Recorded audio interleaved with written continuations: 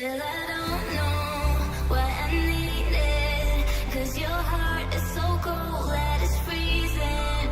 Still I don't know what I needed, 'cause your heart is so cold, it's so cold.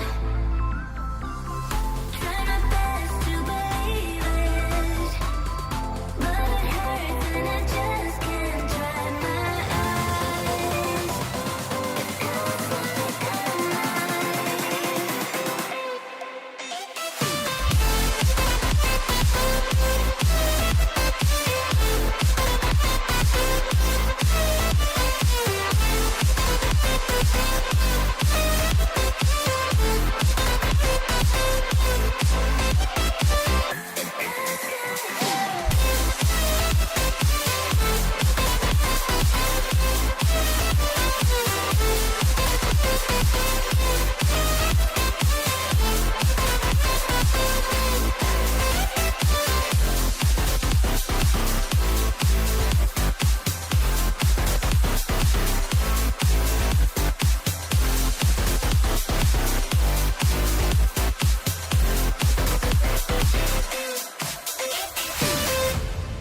Still I don't know what I needed, 'cause your heart is so cold that it's freezing. Still I don't know what I needed, 'cause your heart is so cold, it's so cold. Try my best to believe it. Ladies and gentlemen, welcome back to the PFL. The group stage is over and we advance to the playoff stages. And I've spent a bit of time here casting for PFL. I've been doing it alone for some time, but then some light entered my life. I get to take a few breaths. I get to take a few sips of a drink every now and again because the man, the myth, the legend, Dan, joins me here on the desk. Well, good evening, and yes, I'm happy with that intro. That'll do. Thank you very much. As you take a drink right on Amazing. cue. A lot has happened since then. A lot of changes for me. Got a new job, but I'm happy to be back. And I mean, I've missed quite a bit, haven't I? And now we're in the proper nitty-gritty part of the tournament. I certainly cannot wait. Yeah, absolutely. It's quite a few rounds to go, but now we're in those rounds of 16. It is going to be that single elimination format as well, which is, of course, the standard when it comes to football. It's the standard here at PFL as well. And we've got two games that we aim to be following today. Of course, we've got Russia versus Monaco, and then we've got Andorra versus Portugal. So very different areas of the brackets, but in terms of these teams that have made it to this point, I'm not seeing any real big surprises. I'm not seeing any real big omissions either. Actually, Ukraine had a bit of a mixed result when I watched them in the group, but that's not a great start versus England. It certainly isn't. I mean, I'm very patriotic, so I'm happy personally on that on that win for England. But look, I mean, it's such an interesting tournament, and obviously anything can happen. And the first game that we'll be doing, Russia-Monaco, it's one where it's almost like an unstoppable force. I mean, it's an immovable object because the Russians' defence is so good, and they're versing a Monaco team that, look, anything they do just turns into goals because they're absolutely unstoppable at times. I had the pleasure to watch Monaco against England, and Dan, you were talking about how patriotic you were. You would not have felt very patriotic watching that game. Monaco fought till the very bitter end. I believe it was a strike at the 75th that ended up with them grabbing the winner for a game which they majority dominated until that second half, and they just found one quick counter-attack to change the course of their journey and now enter this point with only one loss and one draw on their record, the other four all being victorious on their side. So definitely going to be one of those teams to look out for when you're considering who could be the winners at the end of this tournament. But of course, there are those very familiar names. We know about your France, we know about your Portugal here in the Euros, and that definitely feels like it could be the case yet again. I had some time to sit down with the Germany and the Irish manager as well. And they mentioned essentially the same thing. But Dan, we've casted enough PFL to know that those are two nations that tend to be pretty successful. Oh yeah, I mean, last time I was on, it was Famila Cow, wasn't it? That went all the way, and they were absolutely unstoppable, really. Finding a way, and that is just the sign of a good side. That you don't have to necessarily play too well. It's all that matters is the result. So, anything to go off of that, surely Portugal have to be if either one of the favourites or, who else is there really? But look, at the end of the day, no matter who's in the semi-finals or in the final, if you make it there, it's because you're a good team. So I'm obviously looking forward to that one. But first things first, obviously, will be that Russia-Monaco game, Pig. Certainly, and of course, for that top spot, you do collect yourself 1k. The splits then go 300, 150, and then finally 50. It's a massive prize pool on the line that these two teams are going to be competing for. Here are your lineups, ladies and gentlemen, between Russia and Monaco. Very familiar with an iteration of the 3-5-2. Both teams going for that 3-1-4-2, which, Dan, we saw both teams in the finals of the Champions League use. And we know that in traditional sports, there are different formations that tend to be used in the national level. That doesn't apply here in the PFL, albeit a 3-4-3 usually quite popular in international. Yeah, I mean, look, it's a 3-1-4-2 on paper, but we all know that when it goes into the game, it's probably going to be in essence a back five, maybe it'd be even a back six at times as well. So that is why everyone goes for that formation. It's a back five when you're defending. When you've got the ball, it means you've got, in essence, a front six to go off of where, it's very hard to actually find that little pocket of space, that little bit of moment of magic. And I mean, if there's anyone to really look at, I think it is going to have to be Absco for Monaco. Just the 5 goals so far this tournament. And because of that, he's probably going to be the man to look for. Obviously, playing in that wide position, it's interesting. I've not seen too much of this Monaco side. So it's one where, is he going to maybe drift inside? And that's how he gets the goals. Obviously, I'll wait and see. But if we're going to pick anyone, it has to be him. You picked the right position there. You picked the right player. It really is the wingers on Monaco that make everything happen for them. Of course, Absco is definitely that main name of the roster. He's also the wonderful player that does give us a stream perspective as well most of the time when Monaco or his own club are playing. Well, on that right midfield, you got Morad 13015 as well. To round off both wings, you actually do see a fair bit of switching of the play for Monaco. Usually we see these short pinged passes between players, but they like to get a little bit creative. But what makes Absco so special, you spoke about that drifting inside. That is such a huge factor. Both those wingers, they're tricky wingers. Very, very good at cutting themselves on the inside. They can find themselves in central space very often as well when a position asks for it. They're certainly not a rigid roster. Very, very fluid all round. However, and I know you were looking a bit more at Russia's performances to get here, seems like a team that's a bit more solid. Well, yeah, that's one way of putting it. In the 6 games, 4 clean sheets. Which means that basically it is just going to be a stubborn side. And, I mean, hopefully it's not a boring watch. But, Russia, they're going to be sitting back, try and hit them on the counter-attack, as really you're probably saying Monaco are going to be the favourites. So they're going to have, Russia are going to have this underdog mentality going into it. Only 5 goals, though, scored throughout this tournament. So it's one of them where when you get your chances, not that you're going to have too many against Monaco, but when you get them, you got to make it count. You really do, because otherwise you're going to be ruining it and probably saying goodbye at the end of it. There is 2 legs at this stage. We're only going to be watching the first legs for both of the matchups we have today, so it's off to getting yourselves on that big start in preparation for advancements down this Euros bracket, which is only going to get tougher as you advance. That being said, for Russia, beating Monaco might give yourself a bit of a breath in that quarterfinals before those top 4 teams really kick in, and you expect them all to be of very high talent. But I'm of the belief that we will not be waiting for too long now. I believe that the players are finally getting themselves into that lobby, and I believe this isn't a tester. Let's have our fingers crossed. Our first kickoff of the day. Please don't just black screen. Please don't just black screen. That's my first request. Do not do this to us. Oh my goodness, my heart went. My heart absolutely... Is everyone loaded? Oh! Well... I did somewhat curse it, Dan. I did somewhat curse it. If we're being completely honest, that one is on me.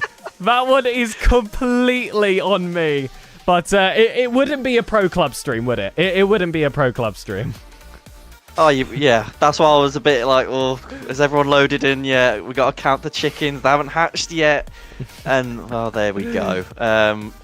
It's one of them where at least it gives us a chance to at least just look forward to the game. We all get to look forward to it. But look, you know, I mean, prediction-wise, it's a tough one to call because, again, because of that Russia defence and that Monaco attack, you're saying it could be a day where if Monaco turn up well and maybe there's a couple of mistakes, you're scoring 2 or 3. But on the flip side, do Russia actually have that many mistakes? 4 clean sheets in 6 games tell you they don't. And it's always too easy to predict that that side that you know is really strong in the offense is going to be the one to pick up the goals for the win. But we've seen that trap so many times in football as well. Man City sometimes dropping a few points during a season, and it's always against the teams you don't expect because they play that low block. It can be so tough to beat through those final defenders, and picking up draws as an underdog is only going to be helpful for a team, Dan, because you know how counter-attacking, especially modern FC, can be. Also, those precision headers are starting to add themselves back into the meta when it comes to those set pieces. So games can very easily be stolen away, and it looks like Russia has had a bit of experience with that, looking at those goal records. Yeah, I mean, you mentioned precision header. I really hope you've teed that up and we're going to see a precision header goal this evening, because I am not really aware of the precision header meta. So it's new for me, but hopefully we get to see something. Hopefully we just get to see a game. First things first. Absolutely, but it gives us at least some time to ring off these players that are on the rosters for Russia. Your goalkeeper's going to be lucky. Your defense is going to be Kolk Suzukio and KRS Red White 11. Denev will hold on that left wing with an active on the right. Your midfield will be Phil Monchev and Volina, with Yadinho extended, taking that bit more of a defensive role. Your strikers are going to be Nikevs and Castellino, but on Monaco, this is a very long list of talent. D-Rose, you know how much I love mentioning the goalkeepers, Dan. This was one that really impressed in that matchup versus England. He's got Bel Mustafa 37, he's and Shizui Shiki holding down the defense. Your wingers, as mentioned, are going to be Absco and Murad, who oftentimes are pulling the strings. Carzinho 92 and H Boster are you going to be your main central midfield, and Jailings 37. I've watched him enough, Dan. That is not a defensive midfielder. That's as much of a defensive midfielder as, say, Yaya Toure was, or N'Golo Kante was. You are going to see him cover every single blade of grass. And finally, your dynamic duo up top, the ones responsible for breaking this low block, are going to be Bellingham and HLAA7. A lot of very impressive names to look out for there, but for those that might be going slightly under the radar, playing for your country is the best way to stand out.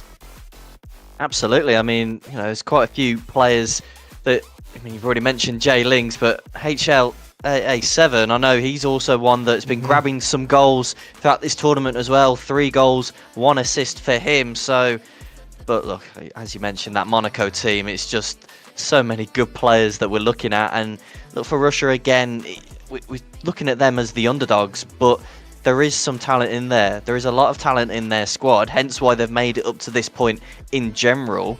But it is just going to be about the concentration, because as well, you know, we've already mentioned in previous streams where the more time that you're loading into a game, that pressure is building up. It's one of them where you have to motivate yourself to go into the game and go, right, this is it, we're ready to go. Oh, and actually, okay, we've had to dip out and do it all over again. So it is, though, it's trying to find that motivation. So, it's one where that will play a part for both teams. And obviously Russia being the home side for this first leg. It's just going to be interesting to watch, at least from a neutral point of view. It's going to be great. And we saw, didn't we, during the Champions League finals, how much a long break can really have an impact of a game. I believe it was the 6th minute we saw the one and only goal in the second leg, and that ended up being a decider. Yeah. I'm not sure if you managed to see it 2 weeks ago, but when I had an interview with the Germany manager, he was very unimpressed to hear that decided the Champions League. Said it was unacceptable for a team to concede that early and not be able to make a recovery. So those are how high the standards are set for managers here at the Euros that have to do with team selection over a wide group of players. And with those top nations, they certainly have the luxury of free choice there. But I hope you have either your palms pressed or your fingers crossed, because I do see that a lobby is being built, Dan. Please. Can we start off the playoff stages of the Euros? The first leg of Russia versus Monaco was meant to start in the half, but we're already reaching the quarter two. We're going to see a black screen of doom, but may this be temporary? Okay, out of 22. That's already a pretty good start. Well, now we wait for the kickoff. Will the game be immediately paused? I see a lot of arrows here. No one missing anything on top of their player. And it looks like we have kickoff. Finally, and then a long ball over. We can breathe. We can breathe. We do have a game. And, well, immediately, Russia stopping that initial attack. Will instead play it over to the right-hand side. And it's just that pressure, Pig, that they're being put under by Monaco. It's just not really allowing you to play out. Yeah, we're getting a taste very quick into the game, and I know how quick Monaco can be on the build-up. Russia, though, giving us a bit of a show, getting it towards that back post. The header's there, no precision like you've been asking for, but it's safe hands for the keeper. A really good save. It's one where you expect him to make it, but regardless, you still have to make the save at the end of the day. So, good keeping, but, 5 minutes in, and there's already a chance for Monaco as they go on their break again. Pig on the right-hand side, looking again for that far post. Cleared away, though, by Russia. Oh, hold on, though. It's Absco with the low driven.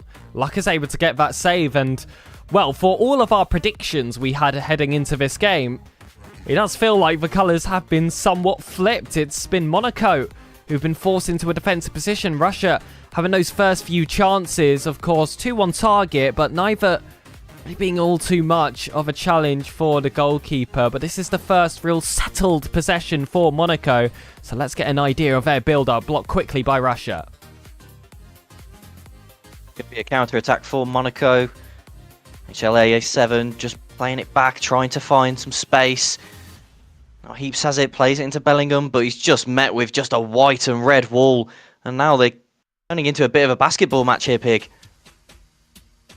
It certainly is. It's back over the top. Suishiki gets that header. It's back to Lindsay Heaps, but that one not going to ping towards a teammate instead. Monaco win the ball in a very advantageous spot. They're in the final third. You can see that run towards the near post. He looks to find it. Instead, there's space towards that left wing. Russia can just work their way into safety, and there is that familiar ball across that I mentioned, and apologies, actually is Monaco on the blue there. Not quite wearing the Monaco colours, but I forgot their colours do match, don't they? Yeah, it's a bit of a kick clash. They both use their home shirt, but it is Monaco in blue, kicking towards the left-hand side, but Heaps has it. Good one too, but can't find the space just yet. They'll play it on the right-hand side. HLAA7 got 2 white and red shirts around him, can't find the space, but it's important just to keep the ball, keep it ticking along. But Russia doing so well just to stop that attack, but it's only going to come back here. And Mustafa just keeps it patient, recycles it back to that one anchoring defender, Jay Lings. I spoke about how good he can be on the ball for a defensive midfielder. The dribbles are put to the test for long ball. Going up across the pitch once more. We saw them do it in their defensive third. We've seen it in the neutral now. But I know we'd like to see one whipped towards that back post. Instead, Russia take possession. It's one through ball across, but it's a complete outnumbering with Monaco defenders. The Bruiser pluses are going to be enough. It goes towards the Knave, who just looks for that cut across. But there is a clear set play to get back clearing tower. It ends up back in Rush possession. It's a decent cross to the far post. It's just that no one had made that run there, as we see another big switch. This time over to the right-hand side of red-white, but he'll just keep the ball ticking along, and it's first real time that Russia have actually had a bit of possession more than anything else. Decent idea trying to send it down the touch line, but they do manage to record the ball back. Castellino just didn't really have anything on in the end. What a touch, by the way. It's an excellent touch, and well, these players have been given lots of time to up their stats. They've got those first touch pluses as well for a majority of the creative and offensive players on the rosters as well. And there is, I believe, no rules to do with playstyle pluses or playstyles in this Euros competition. That had to be introduced in previous FCs, but, and I can't believe I'm saying this, they're a bit more balanced this time around. But that's a beautiful long ball to the Knave. It's shut down quick. There's still one out that front post, but Morad will take control. Tell you what, I mean, we praise Monaco in the build-up for attacking wise, but it's defensive. They really need to see up, because there's a couple times where there's been a few spaces in that back line and Russia nearly taking advantage of it. But Monaco are attacking down the right-hand side with Morad. He's waiting for support, looking for that pass inside, and HLA7 can't quite get it away. The referee's blowing the whistle for a free kick about 25 yards out or so, and it's one where, would you have a go? Oh, I feel like he will. You can see how he's curving that ball. Potentially a Travella shot for that top left corner. It's Absco, but the goalkeeper manages to reach that. Has to extend as far as possible. And there was questions whether that one was going to be a throw, but it's a corner instead. And these have been dangerous with the recent patches. And in the Euros, that is going to be a deciding factor. That one, though, too high of the mark. The goalkeeper was beaten. It was Shisu with the chance, and honestly, I don't know how he's missed that. He had the playstyle plus to have the high reach and win it ahead of the goalkeeper. But Russia, they're going to reply in the best possible way, and Castellano nearly find the corner, but he'd hit it straight at the keeper, where really I'm thinking probably go for a potential low-driven across goal. Corner to come though, towards the far post, and there is the first goal, and it's Russia who take the lead. Skip the celebration, they're back into focus mode. But well, you mentioned corners and how important they are, and well, we saw one corner nearly get a chance, and then we've seen another one get that chance. It's a massive opening goal, and who saw this coming? Russia lead. First half of the game as well, we got to see those corners contribute to the score sheet, with both teams coming so close to adding to the mix. And it was just when I was about to criticise the Russia offensive player for missing that one-on-one, it was straight at the goalkeeper. And when you've got precision shooting, there's absolutely zero excuses when it comes to that. However, now they can gladly say they've got the lead. Though looking to change that is Monaco, but it's shut down on those final lines, and the first half can come to an end. Played there, 45th minute. You always worry, is there going to be that 45th minute bit of cheese? But in the end, they do survive, knock the ball out of play, and well, it's safe to say Russia will be much the happier side going into that half-time team talk, because you know they've defended so stubbornly. They've stopped Monaco doing what really they do best, which is score goals. And in the few chances they've had, look, maybe they should have scored that one-on-one, but they've certainly made it count. 10 seconds later? Yeah, certainly. And that is such a good factor to have as a team. You've got 11 players on a team. If you make that miss, you are failing 10 others. That's what makes this esport so different to a lot of others where 5 seems to be that round number you tend to see. But the fact that they can keep each other all concentrated, all confident, and pick up a goal right afterwards, that's going to be huge for the mental game. In a game which requires such quick decision making and such quick taps towards the ball to make all the difference in the build-up. Every single player is a potential point of failure.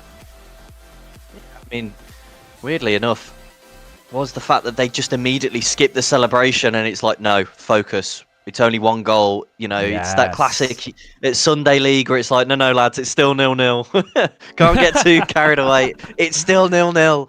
And that is kind of how I've felt when they've done that. But good interception. Russia looking to make it count. They'll play it into Castellino. Missed a chance in the first half. He doesn't miss this one, though. A lovely heel to heel, then smashes it into the roof of the net. And 2-0 to Russia. Well, there was no pork pies at half-time. All players kept themselves fit. Castellino makes up for everything. That through ball doesn't make it across, but for a moment we can forgive. Now it's Monaco having to chase from 2 goals down. It's the main man himself, Absco, on that left-hand side. You can see a lot of high-pressing players. You can feel that they recognise that a 2-goal deficit is not going to be good enough to enter that second leg with. So Tony Bacchi beaten by the anticipate. It's going across and the flag has remained down. It's a great run coming from Nikevs. Gets it to Castellino. It's a heel-to-heel Well yet done. again towards the near post. It's his signature shot. Brilliant from Castellino. It worked once. Why not do it again? Lightning did strike twice there. And honestly, the defensive display from Russia, I don't want to jinx it though, as Monaco are building an attack, but the defensive display is so good, and that simple counter-attack, he was in his own half when they made the pass, so of course he's onside. It's a good take, and just threading the ball into Castellino, who's already scored 1. Confidence is high, and again, the goal celebration, there was no goal celebration. It's focused. But it's still 0-0. Absolutely. There is a tougher mentality over here where you do have your country on your own shoulders. And right now, Monaco certainly will be feeling the weight. Morad wants to alleviate some of that pressure, but it's blocked off so nicely by the left centre-back of Russia. But Absco will fancy his chances yet again. Plays it short, doesn't go to his man, but gets a second chance. Yes, but in the end, it will go out for a goal kick. And, well, we're approaching 2/3 of the game. Over and done, and who saw this? 3-0. But it's just a case of their defence is so good that they're just taking the chances when they come. Really good roulette there, but in the end, Jay Lings does intercept for Monaco. And well, from a Monaco point of view, is it just a case of try and grab a goal back for the second leg? Because a 2-goal swing is certainly easier to overcome than a 3-goal. It's so tough, especially in a 2-legged format, because of course if this was 1 leg, you just try and chase the game down. Right now, like you said, want to put themselves in the best spots Oh, there it is. when they head into that second leg. But how about that? It's one of the defenders that has stepped up for Monaco and grabbed that first goal for them, and already that mentality's got to change on the team. Well, it was the precision header. It happened. Brilliant. And it was the centre-back. He had a chance in the first half from the corner. But he's made that one count. And all of a sudden, 20 minutes to go. Maybe. There is certainly still time enough. Not even for 1 goal, but maybe 2. Absco, early crossing. Still not fully cleared away, but is eventually there by Russia. But it's one where they just need that out ball at the moment. All they need a mistake like that as Absco, though, does do well to win the ball back for Monaco.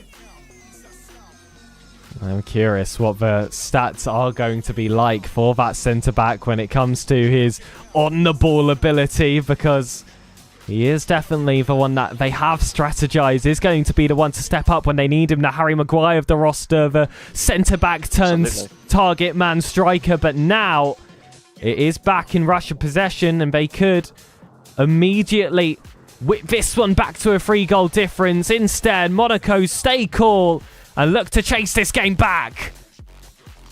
Bellingham with it, he'll switch it over towards that right-hand side. And it's just a case of try and send that early ball in up to Harry Maguire. I was thinking more Chris Samba myself. I like it. I like it. Russia. I mean, any FM regens as well. 6'9", just throw him up there. Absolutely. Absco now just inside his own half. Big switcher play over towards that right-hand side. And I'm just waiting for the ball into the box. Jay Ling's great pass into HL.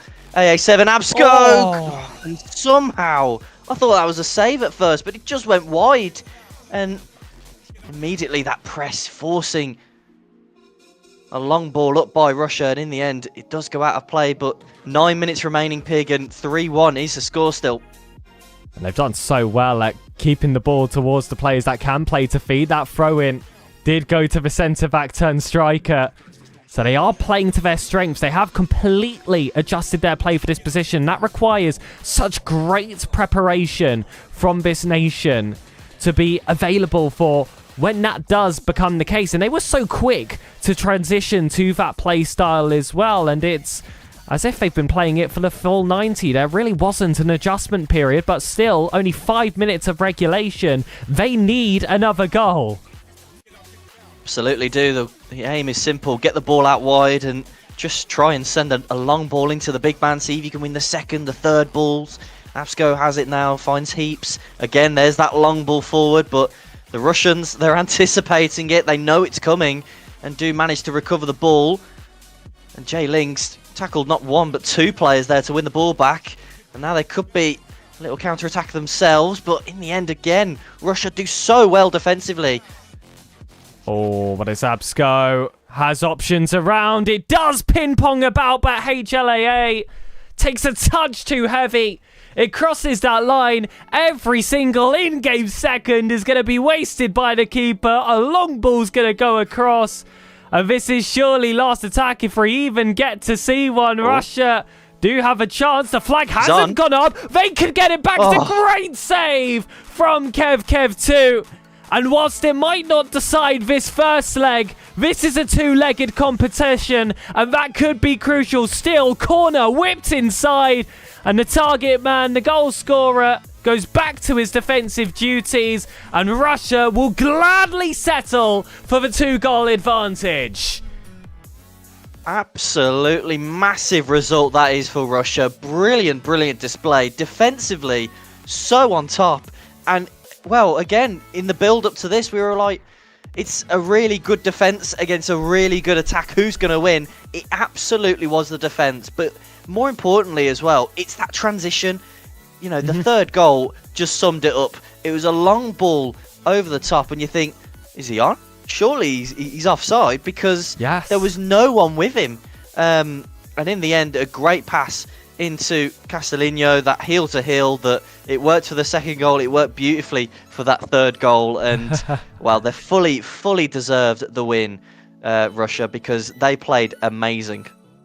And it really felt like we were watching tournaments football. That was very much one that was inspired by traditional sports. They adjusted their tactics so well. You can tell that the manager or the captain of the roster has really drilled that into them. A leader decided that it had to change. They sent the centre-back up. The centre-back was the one to get the goal, and there were many opportunities that came directly from him in the build-up as well. I truly felt like they were going to pick up a second or a third, but they got unfortunate. A few heavy touches, some ping-pong's not quite going their way, and Russia did escape with that 2-goal difference. But in the first place, they picked themselves those 3 goals in a row, Dan.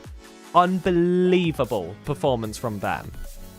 It was absolutely massive, and I mean, the timing as well for Russia, because obviously the first goal coming from that corner where, you know, only 5-10 seconds before they'd missed that one-on-one, and well, it was the main man, Castellino. We were thinking he's really squandered a massive opportunity only for them to score from the corner. So it was all planned. It all worked out in the end, didn't it? But look, another day he could have had a hat trick. He was absolutely amazing. But it wasn't just the goals as well. It was the all-round game, passing into his teammates, holding the ball up when needed, and basically giving those Russian defenders a quick breather more than anything else. Their stamina had been drained, and it's just, all right, guys, I'll hold it up. I'll try and let you all calm down, and we can go on the attack ourselves. And I am interested for that second leg, because it's one where, from the Monaco perspective, do you just send the big man up from the start and go, this is what we're doing, Yes. we're going to lump the ball up, or do you stick to what you were doing before? But it didn't work. You went 3-0 down. So there's certainly some questions to be asked in terms of what you're going to do for that second leg.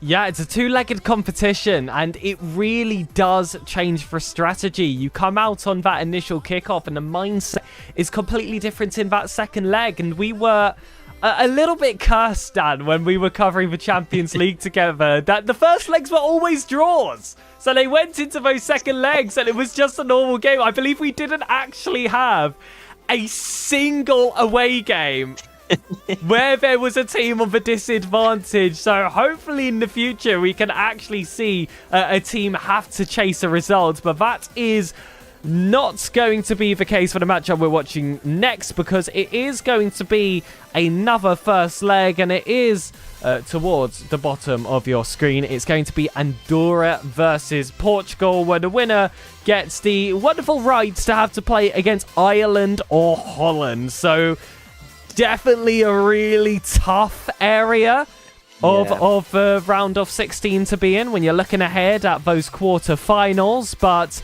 this match in of itself, I believe, is going to be game of the day.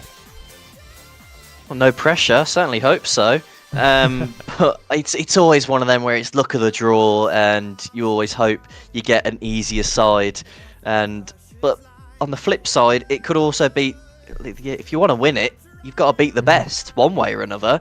So it could be, more of a character builder for Andorra or Portugal, whoever wins out of that one. And I mean, it's hard to look past Portugal, I'm not going to lie. But yeah, look, at the end of the day, we've just had a game in Monaco, Russia, where Monaco were the favourites. They absolutely were. And another day probably could have been losing by 2-3 goals. And obviously, look, they could still go through, but there is no favourites. I don't think there's any. It doesn't exist.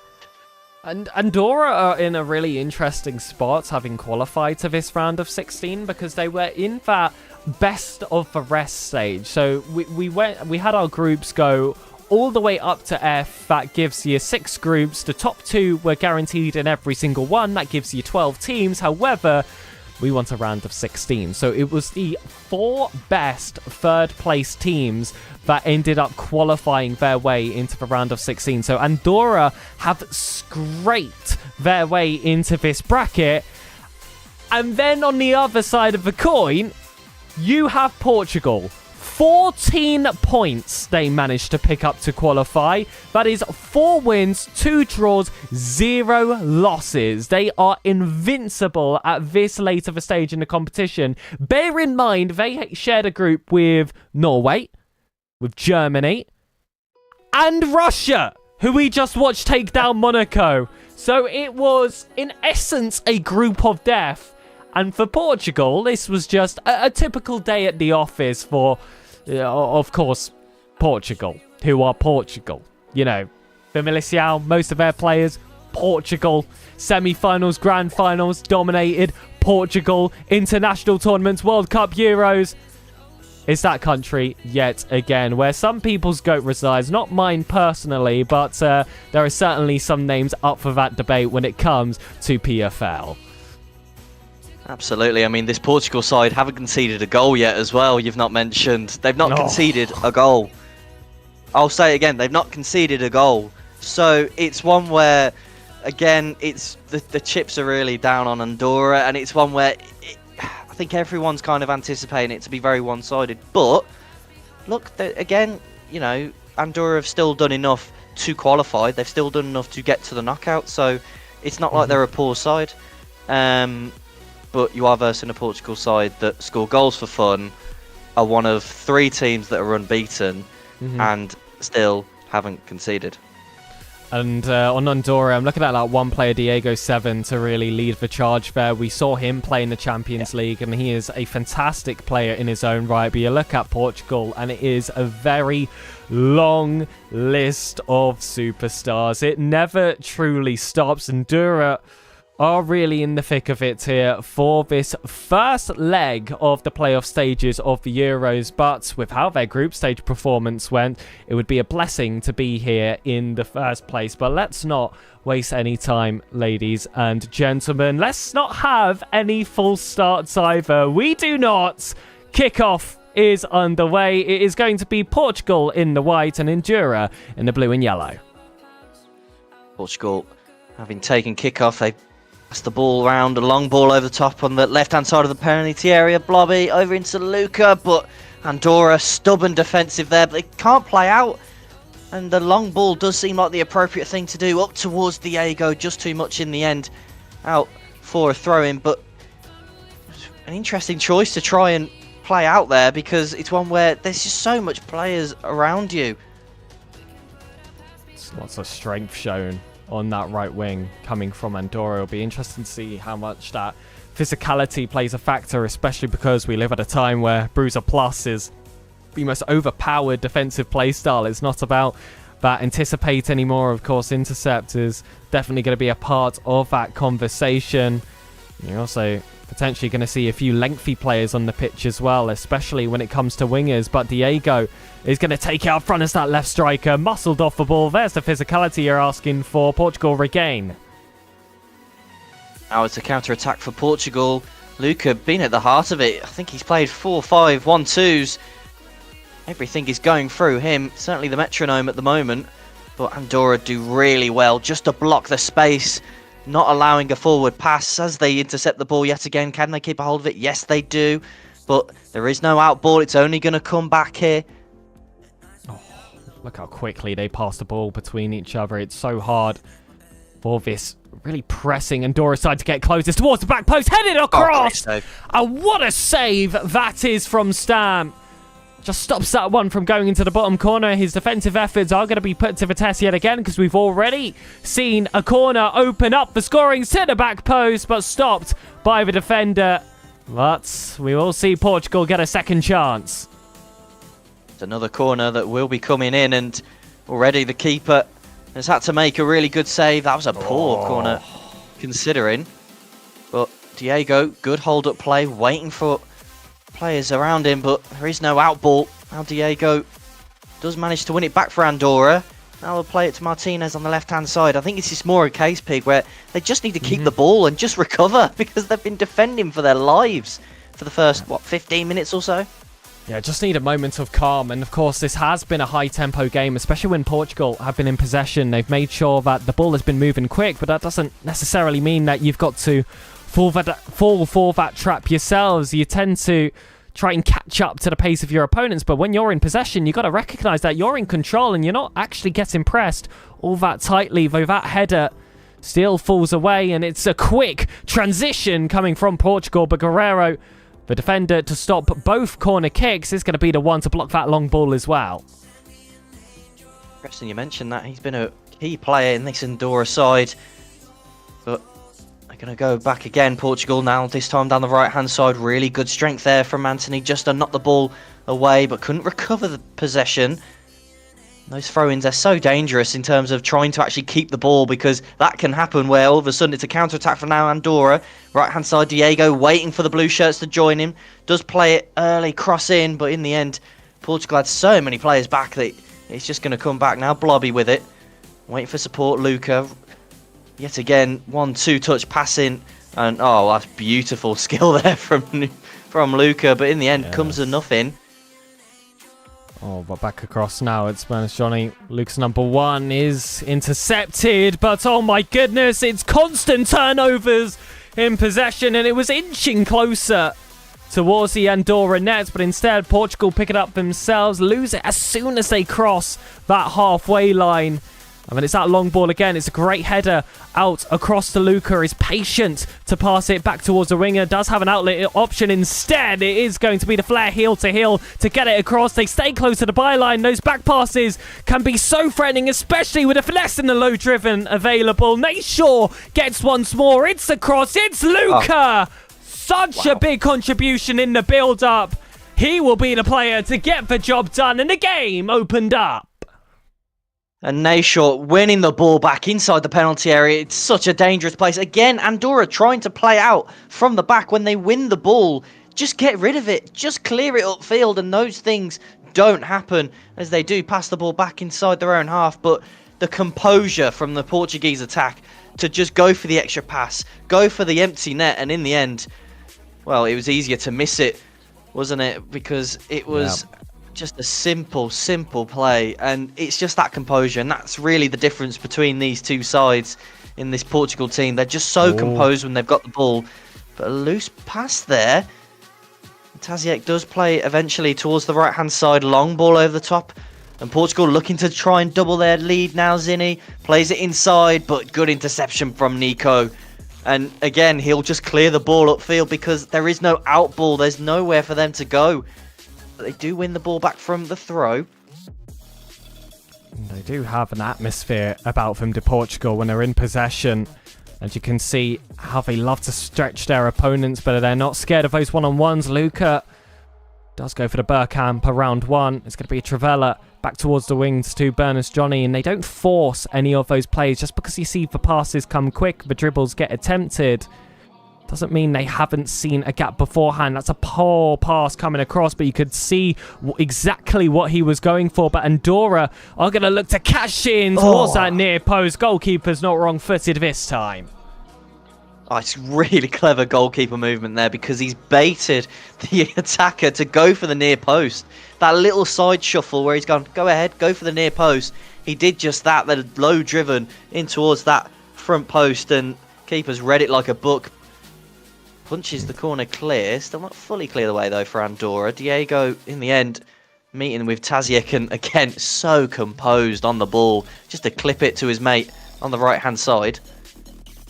Oh, this is back to Diego, and there is space on the right. It is closed down quick, and you can see all those holes are filled in due time once Portugal have been given that moment to breathe. Rod Guerrero has been the main defender, looks to create some offense. But Portugal stopped the play. The first half does come to an end, and as expected, it will be that Portuguese team that lead. 1-0. Yes, they do, and in terms of possession, I would love to see the stats because I think it's mainly been all Portugal, definitely in the 60s, because every time Andorra get the ball, for the first few moments, they were trying to play out from the back, which is lovely, and you like to see it, but the way Portugal are set up offensively, they just don't give you any room. There is no room to play into. And even if you get 1-2 passes, there's just no space. So they're forced to play it long. And it's unfortunately been their undoing. That's where the goal came about. They just couldn't clear the ball away in time. And in the end, it was Luca to get the goal. What I love about Portugal, especially in their build-up, is they're not scared to go for that extra pass. There is so much composure once they find themselves in the box. We saw a few headed opportunities where they tried to lay it off to that player towards the back post when they already could take that shot themselves, but they believe in making the higher percentage play. It's how they scored that last goal as well. It might be how they score another if they can work their way in the box. It is Luca back to Nayshaw, wants it straight back to the goal scorer before instead they've had to tussle for the ball back in possession in their half.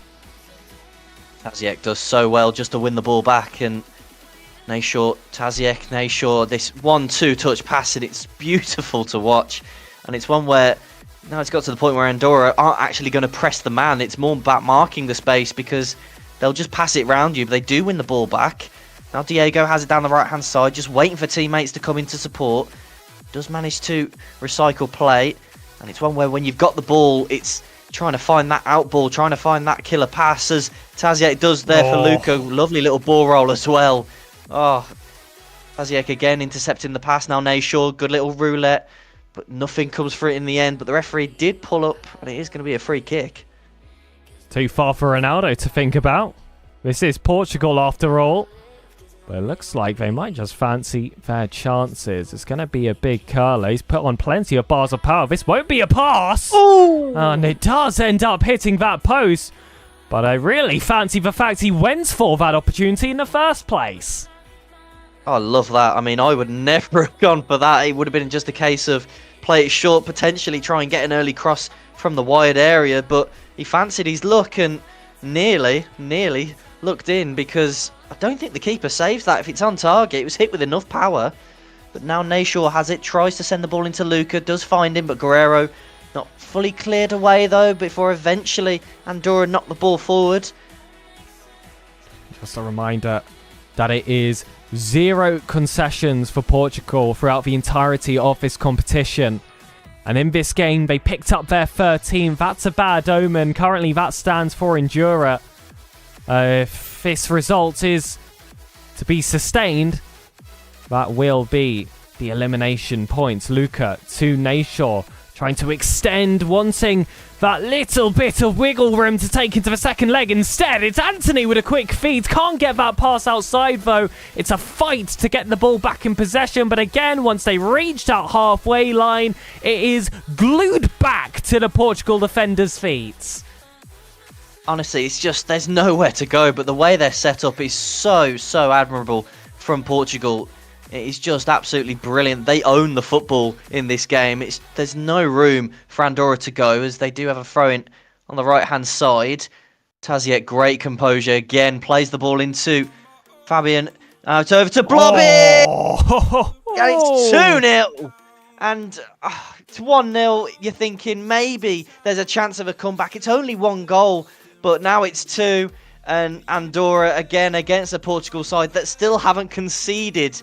And they have the attack that they do, but I don't know who's going to get player of the match. But Taziek has been so good in that midfield, breaking up play, winning the ball back, and then now he's pulling out the party tricks as well. Nayshaw, good one too. But this Portugal side are just something else. That is a poor slide tackle as well. Surely the cards are going to come out. They tend to be a bit kinder in pro clubs, but that will just be a yellow in this case. You can really feel the frustration of Andorra, and can you blame them? There are times they pick up the ball and as soon as they reach that halfway line, that bit of white paint, all of a sudden Portugal just tend to win the ball back almost immediately. No possession really leading to an attack for Andorra. This one will not either. Troya gets there in time, and you mentioned one of those midfielders for Portugal, Taziek. But I've got to say, Nayshaw is the perfect duo for him in the centre of the park. Absolutely, and I feel like Portugal are just toying. Every single pass is a precision pass. Almost like it's rubbing it in at this point.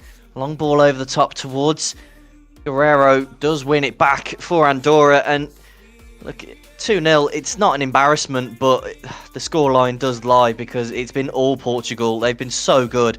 Bernas Johnny plays long ball over the top. Fabian Guerreros with it, but can't quite. But again, your man Nayshaw winning the ball back, and he's bringing out the party tricks here. Oh my, how's he still got the ball? It took 2 Andorra players to win it back. But there's Taziek just to win it back from Portugal. It's so nitty-gritty at the moment. Neither side can really keep the ball. Headed back into the centre. A Rabona pass across to Taziek. It did stay to feet for quite some time, but Anthony eventually crashes into him, gets crashed into right back. They go for a cheeky ball juggle as well. Anthony once more is just not having it. It's Piggy in the middle, but they've got it across to the man with the yellow card. Candeas gets there in time. And this should be the biggest opportunity for Andorra. They're in the final third, but Candeas again just is not having it.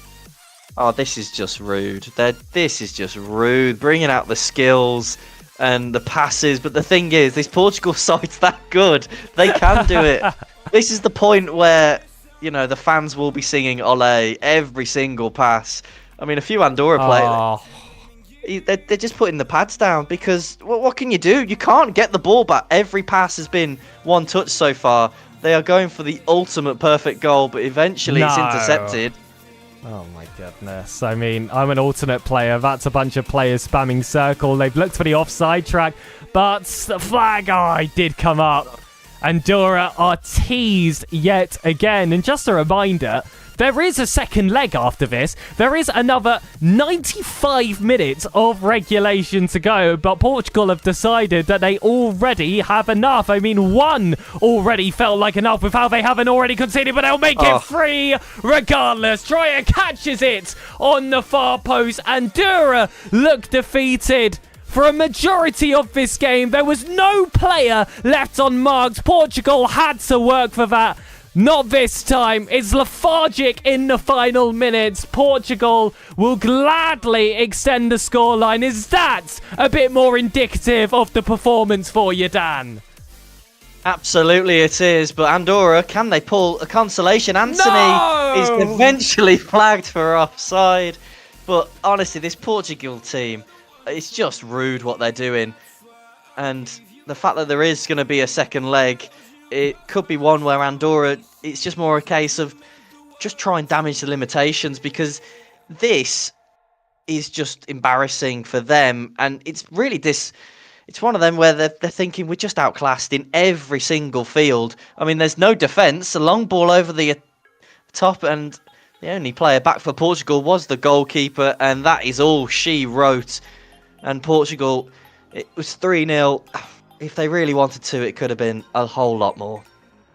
Well, I said that had potential to be match of the day, Dan. It was. It certainly was, but it was more of, I would say, a show match for what Portugal were capable of. It is the widest difference you could have had in terms of seeding between two sides, one of which being completely invincible, Andorra being one of those 4 teams that was in that third place spot in their groups and still qualified for this round of 16.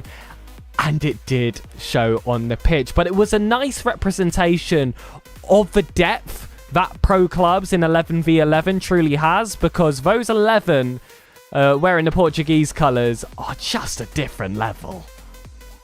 Yeah, I mean, it's one where Andorra, we have to give them their flowers as well, because they've done enough to actually qualify and have this match in the first place.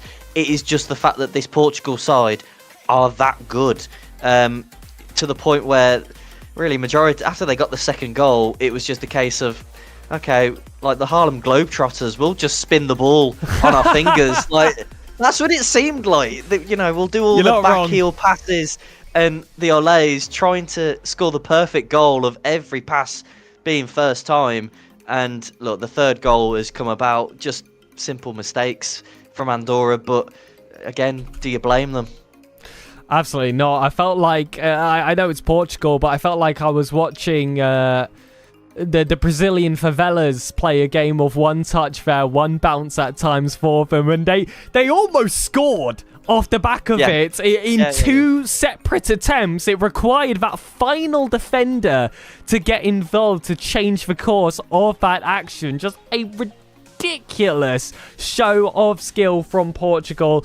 They know how to play with their food, and we have had some matchups recorded. So as much as this will be the end of the day for us here on this stream, of course, some matches have already been played. So, of course, it isn't 1-0 to Portugal, but that is slowly getting updated on the website. Ireland pick up a victory versus Holland. England do get the 4-1 versus Ukraine. We already saw that was confirmed at the beginning of the day, but look at that for a performance from Spain. 5-1 versus Denmark.